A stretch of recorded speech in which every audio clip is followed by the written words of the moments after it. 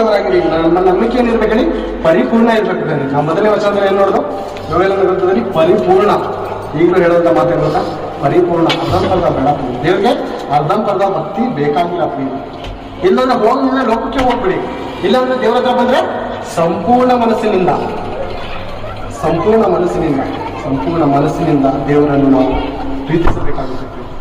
ಪೂರ್ಣ ಮನಸ್ಸಿನಿಂದಲೂ, ಪೂರ್ಣ ಪ್ರಾಣದಿಂದಲೂ, ಪೂರ್ಣ ಬಲದಿಂದಲೂ, ಪೂರ್ಣ ಬುದ್ಧಿಯಿಂದಲೂ. ಮೂಢತ್ವದಲ್ಲಿ ನಾವು ದೇವ್ರನ್ನ ಆರಾಧಿಸಕ್ಕೆ ಪ್ರೀತಿಸಕ್ಕೆ ಆಗಲ್ಲ. ಅದಕ್ಕೆ ದೇವ್ರು ಹೇಳುವಂತ ಮತ್ತು ಪೂರ್ಣ ಬುದ್ಧಿ.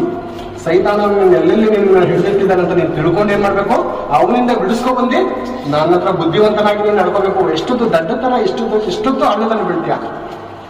ದೇವ್ರ ವಾಕ್ಯ ಹೇಳೋದೇನು ಗೊತ್ತಾ, ಮೂಢರು ತನ್ನ ಉದಾಸೀನತೆಯಿಂದಲೇ ಹತರಾಗುವರು.